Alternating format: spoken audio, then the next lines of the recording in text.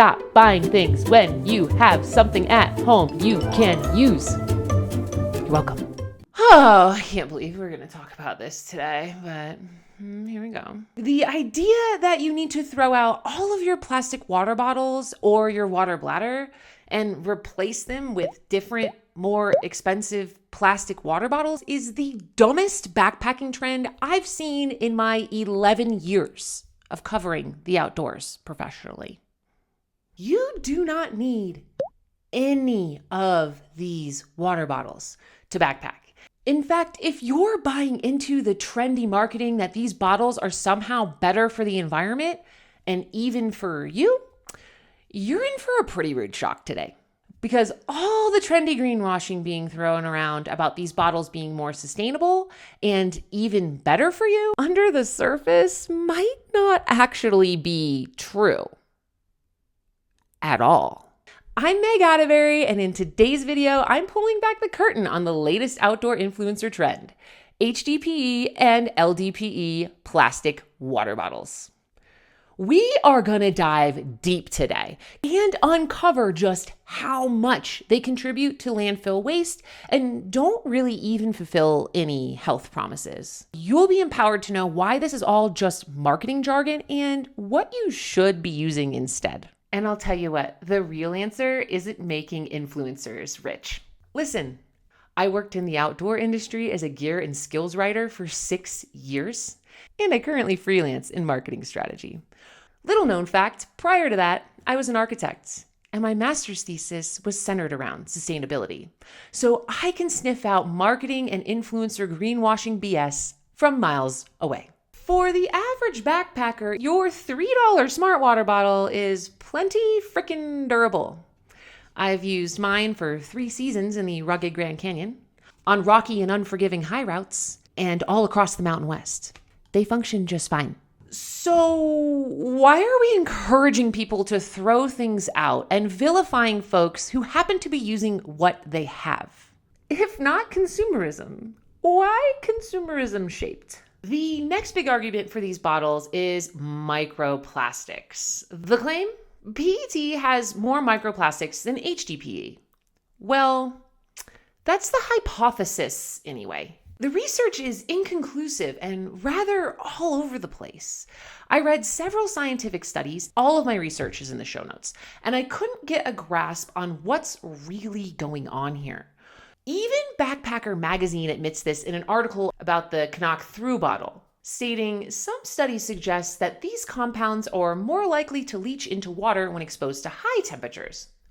What is a high temperature? And that PET is more susceptible to this than HDPE. In other words, there are fewer health concerns with washing a ThruBottle in hot water or drinking water from it after it's been baking in the sun compared to a smart bottle. Okay. Fair enough. I'll give you that. However, there's more to it. Other studies found that in normal temperatures, again, we are not sure what that is, both PET and HDPE are chemically stable. And at least one suggests that HDPE leaches more chemicals than PET. So the reality is no one really has any conclusive evidence one way or another if one type of plastic is better or worse than the other. And frankly, they are likely both just as terrible. Not to mention, there are a total of 0 studies pertaining to the outdoor use of these bottles. One researcher on Reddit broke it down really nicely. Health researcher here, work in human trials and studies.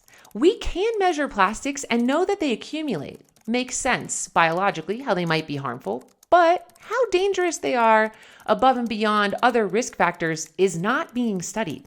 It'll take years to design studies for this, recruit people, and follow them over the years to see if there are differences in health.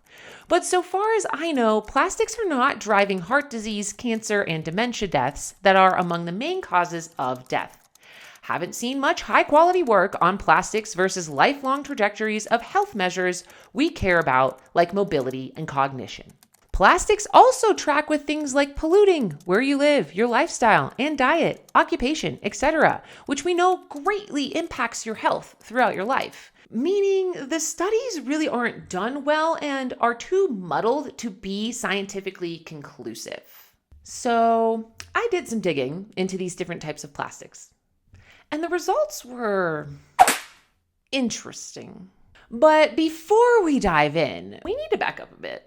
I snooped around, and it is no surprise that the reusable water bottle industry is huge. In 2022, the reusable water bottle industry was a $8.96 billion industry. And as a shocker to no one, it's projected to grow and be around $12.6 billion in 2030. Environmentalists agree that reusable plastic water bottles really aren't that environmentally friendly. Of course, it is better than buying those very thin, very dingy single-use plastic water bottles and then throwing them away when you're finished with them. But I don't know a single frickin' backpacker who throws out their SmartWater bottles after every trip. Not even every season. Even my thru hiking friends. We are hiker trash, for God's sake. It is literally in our name.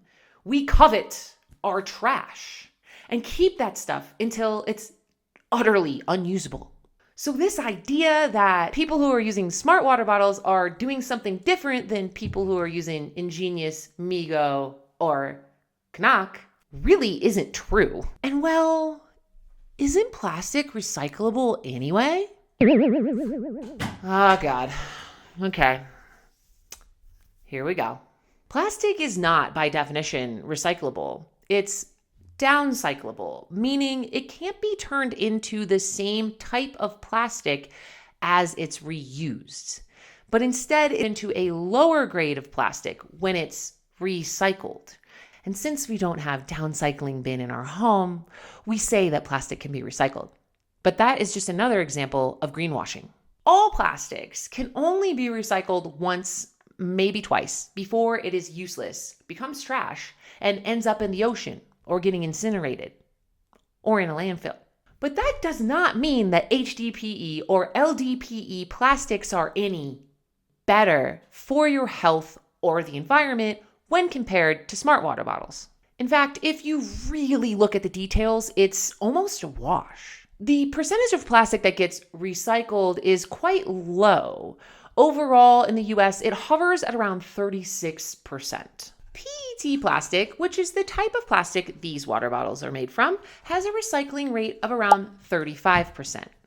The Igneous and Cnoc bottles are made out of HDPE plastic, and that only has a recycling rate of 29%. And the LDPE of the NOBO bottle? 6%. Yep.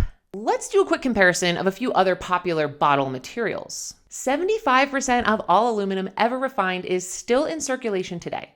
However, aluminum bottles do typically have plastic liners. Stainless steel and titanium, on the other hand, are 100% recyclable, meaning you can recycle these materials indefinitely and have 100% of your product. 95% of the stainless steel in your everyday life is recycled.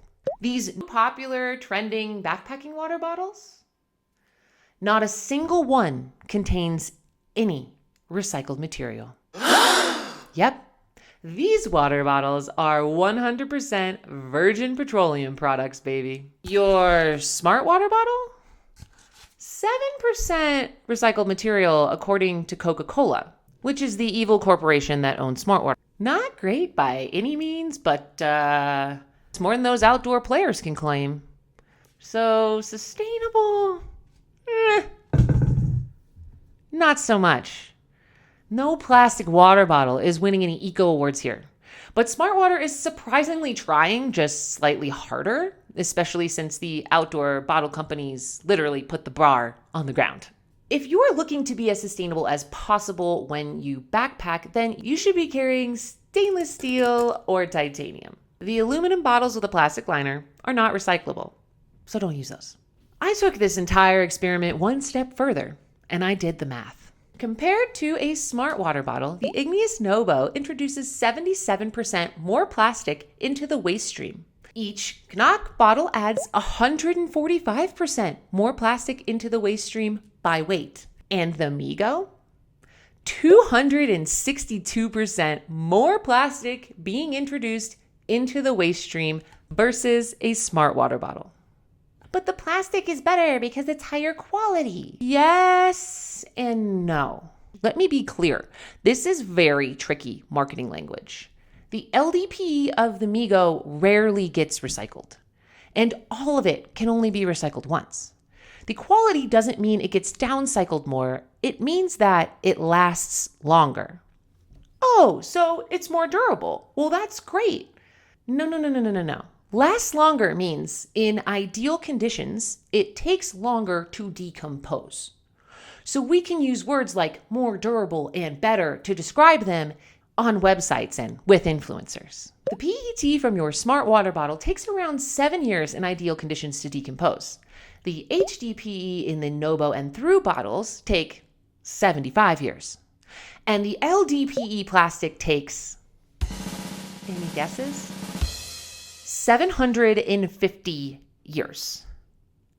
Yikes. So more durable when it comes to plastics actually just means trash for longer. But I won't throw these away. I'm going to use it and cherish it forever. Yes, you will. Something new will come out. It'll be lighter, better, safer, not plastic. You'll get suckered in and buy it. Or you'll stop hiking, move on, as life does. And these will end up at some point in the next 750 years in the dump. Just like that large pile of souvenir water bottles that are collecting dust in your cabinets right now. And don't worry, we'll talk about those too. Next, let's have a real quick chat about what all backpackers inevitably care about. Weight. The SmartWater bottle is well loved because it weighs 1.3 ounces. None of these new bottles come close to that weight. The NOBO is 2.3, the ThruBottle is 3.2, and the MIGO is 4.7 ounces. It is an absolute no-brainer that the die-hard ultralighters are not going to be adding 3.4 ounces to their hydration setup. That's like more than a water filter. However, weight, among other things, is a reason to switch from a bladder to water bottles. However, the average water bladder is 2 liters and the average bottle is 1 liter. All of these bottles, when doubled, are nearly as much or more than your standard 2-liter water bladder, which comes in anywhere between 6 to 7.5 ounces. So you're really not saving anything there either. These things are a far cry from ultralight, like they claim. And then there's cost. This is very simple math. This costs $3, and these, on average, cost $20 each. So over 7 times more expensive. Cool. And here's my typical backpacking setup. I bring 2 SmartWater bottles. I like to carry one for my electrolytes and the other one for water. Let's say I'm going backpacking with my family of 3, and we have 5 water bottles. 2 for me, 2 for my spouse, and 1 for my preschooler. At an average cost of $20 per bottle, I am paying $100 to add to my plastic water bottle collection against SmartWater, where I pay $15. They've got the scale out. Here we freaking go. So what's the real solution here? Say you want to ditch your SmartWater bottle. Once they kick the bucket, of course, use it till it's broken. Or you're just getting into backpacking and a water bottle speaks to you, but you're bogged down in the never-ending noisy chatter of influencer marketing and water bottle features. If your sole concern is microplastic intake, then you should hike with a metal bottle.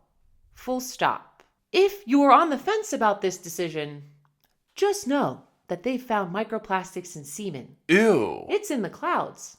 It's in your water filter. You're really not going to avoid them.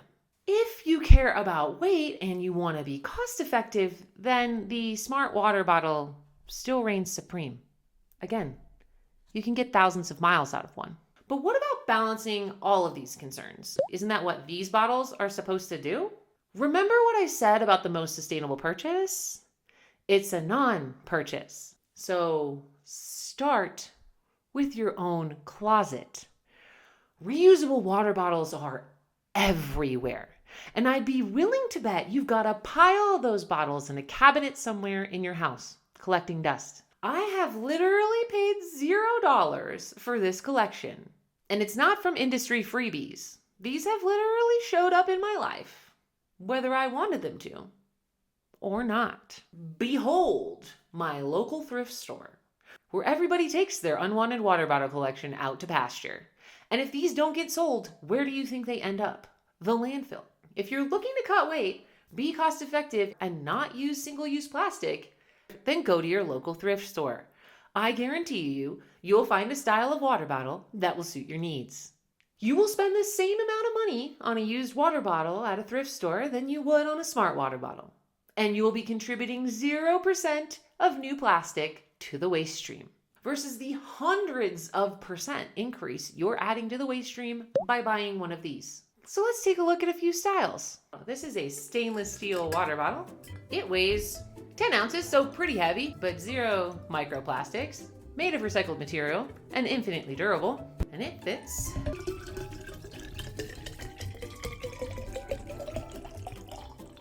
750 milliliters. Okay. I feel like this is a stupid idea. Oh, no. I can do it. Sure, you cannot attach a filter to this, but you know what? Out of all my years of backpacking, I find it much easier to use a soft flask to collect water, especially if your water source doesn't have a lot of water. You can also find 1 liter versions of these everywhere. Next up, we have these sport bottles. You can find these literally for $1 at the thrift store, but this one has some squish. This one, a lot of squish. This weighs 4.4 ounces, so less than Amigo. And this one weighs 2.6 ounces. Just as light, maybe slightly lighter than the Igneous. Let's see how much water these hold.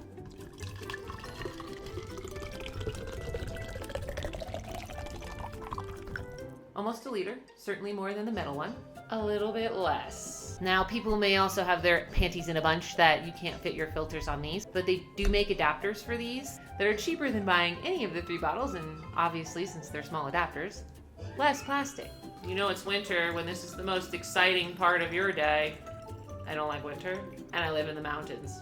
How silly. The great thing about these is they are a dime a dozen at a thrift store. They can be squeezed, and they're very easy to clean. Yes, even this part. Get a bottle brush set, or throw it in the dishwasher. Oh, would you looky here. This is a novelty water bottle I got at an eco lodge, which was kind of random. But if you wanted to, you could put your Sawyer squeeze on it. I don't know why you would. It'd be a really big pain to drink from. Anyway, this weighs 4.8 ounces. Oh look, easy to clean cap. I'm gonna guess it holds a half liter. Huh. A little bit over. Cool. This is a Nalgene. Gosh, I don't even know how old it is. I've had it since college. I'm 39. It weighs 6.7 ounces. They're insanely durable, last forever, and I hiked with one of these for a really, really, really long time. This one holds a liter of water.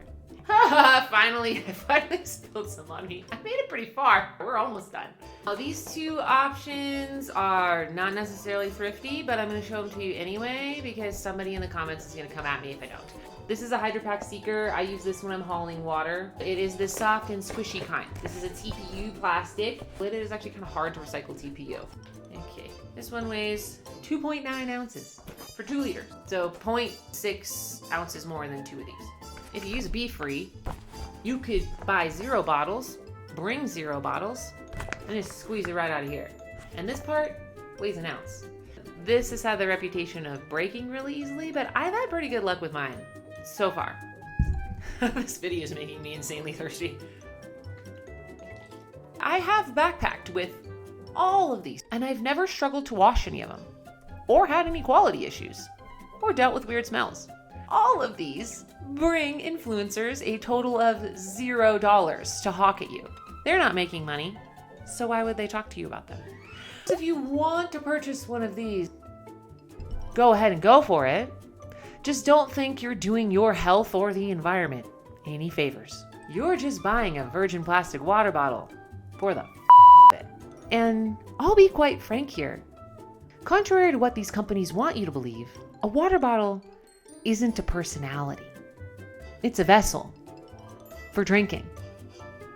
It's really not complicated. The solution for your hydration needs, giving the planet a little boost, already exists in your cabinet.